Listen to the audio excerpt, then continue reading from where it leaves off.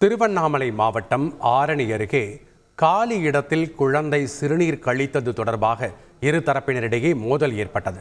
இதில் 2 பெண் உட்பட 3 பேருக்கு அரிவாள் வெட்டு விழுந்துள்ள சம்பவம் பரபரப்பை ஏற்படுத்தியுள்ளது.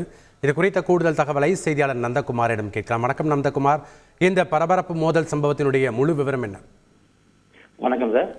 ஆரணி அருகே காலி இடத்துல குழந்தை சிறுநீர் கருத்து தரப்பாக இரு தரப்பு மோதல்ல 2 பெண் 3 பேருக்கு கருத்து ஊத்துனால அண்ணாமலை பரபரப்பா இருக்கு. திருவண்ணாமலை மாவட்டம் ஆரணி அருகே அம்மாபாளையம் கிராமத்தை சேர்ந்த குமரநகரை சேர்ந்த முன்னாள் ராணுவ சுப்பிரமணி புஷ்பா தம்பதியினருக்கு 2 மகன் வச்சு தராங்க.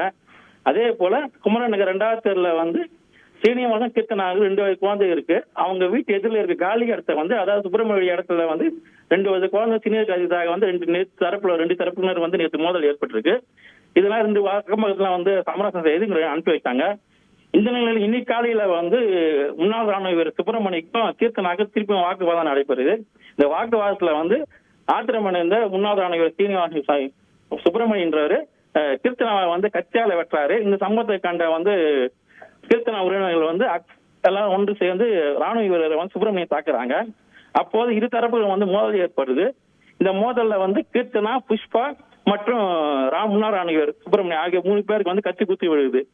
இது சம்பந்தமா கண்ணமங்கலம் போலீஸ் வழக்கு பதிவு செய்து விசாரணை செய்து வராங்க. தற்போது இரு தரப்பினர் 7 பேர் மீது வழக்கு பதிவு செய்து விசாரணை செய்து வராங்க சார். இந்த சம்பவம் ஆரணி பகுதியில் பரபரப்பா இருக்கு. நன்றி நந்தகுமார், உங்களுடைய தகவல்களுக்கு.